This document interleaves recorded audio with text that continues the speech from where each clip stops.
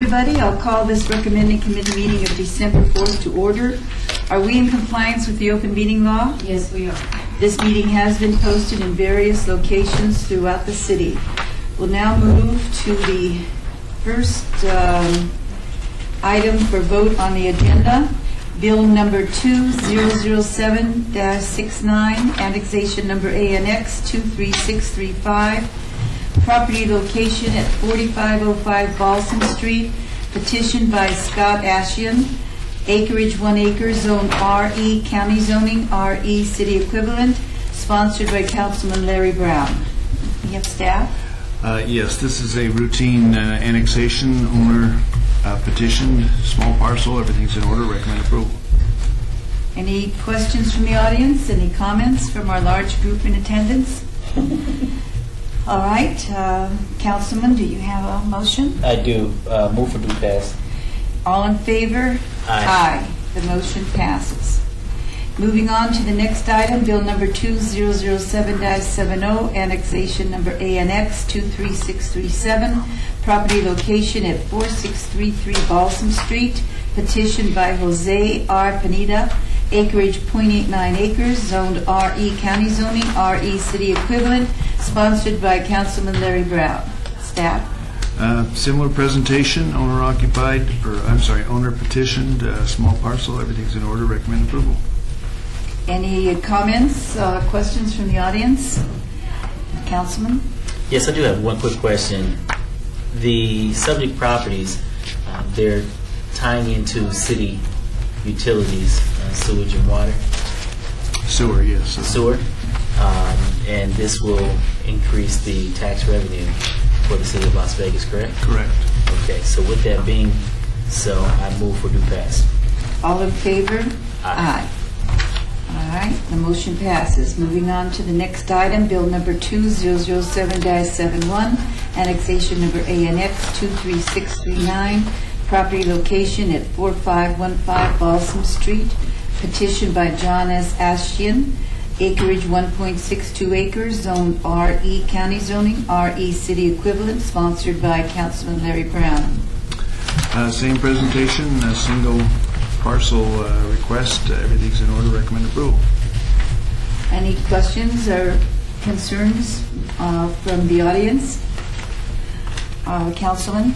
Yes, I share the same sentiment as it relates to the increase of tax revenue for the city of Las Vegas and sewage connection. So with that, I will move for due pass.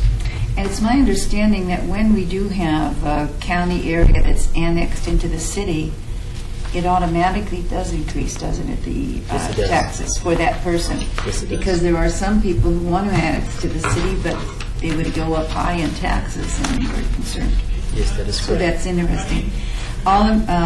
You made your motion? Move for due pass. All in favor? Aye. The motion passes. Moving on to the next item, Bill number 2007-72, update certain municipal code provisions pertaining to the municipal court, proposed by James P. Carmody, Municipal Court Administrator. Yes, Councilwoman and Councilman, this is a cleanup bill. It was brought to our attention that our code was a little bit out of date, didn't reflect the fact that the court had moved down to the RJC, and also didn't reflect the 6-year terms that the judges in municipal court now have, and so we were requested to update that so that it doesn't mislead anyone, and that's what this bill accomplishes. Recommend approval. Okay, any questions or comments? Anybody wishing to speak from the audience? Councilman? Yes, move for due pass. All in favor? Aye. The motion passes. Moving on to the next item, Bill number 2007-73, clarifies the zoning treatment of manufactured homes, sponsored by Councilman Stephen D. Ross. And I imagine that Margot Wheeler Planning and Development. This allows manufactured homes to be treated as single-family dwellings. There have been problems with regard to loans to be obtained for these types of structures. The setbacks will be 15 feet for the front and 10 feet for the rear, and these changes in the code will allow for manufactured homes in manufactured home zoning, which is, of course, appropriate. Any questions or comments from the audience?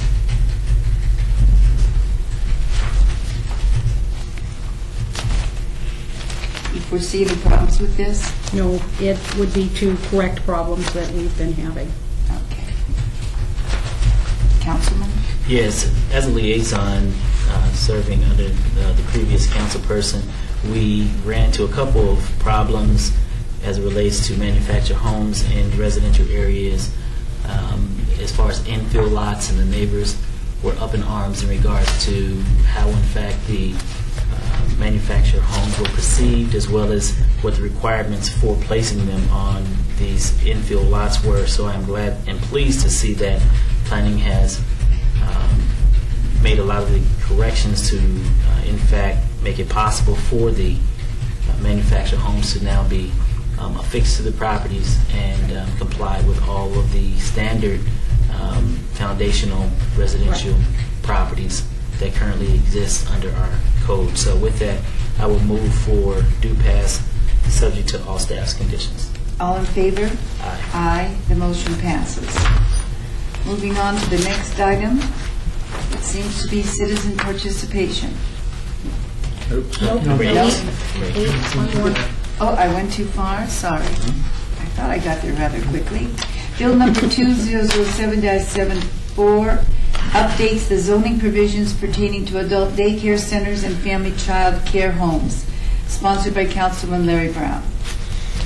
Yes, again, Marco Wheeler. This one is following August 2006, the city established the adult daycare facility definition and permitted them within commercial zoning districts.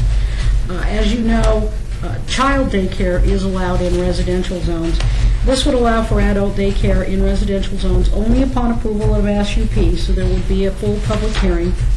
The common area requirements will meet with state statutes, and the parking requirement would be 1 per 10 clients for this type of use. Again, this would be a public hearing and require notification of all the neighbors before this type of use was to be allowed.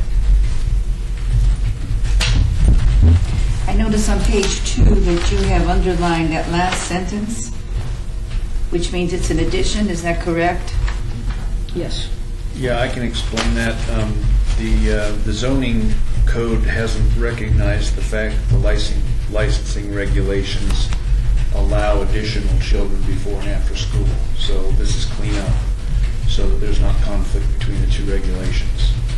For as long as I can remember, the family care home regulations under licensing allow you to have the number plus a few additional right before or after school, and this just makes sure. But it's never been written. Could I ask you, Margot, would that be something that would pertain to the instance we have with the lady on Alta that we have in the upcoming council meeting? I don't believe so, because this is just after hours, Councilwoman, and her issue was additional family members, but that were still for the full daycare, not just before and after. Well, at one time she had mentioned something about the additional care for one she already had, but it would be after school. So that's what I was wondering.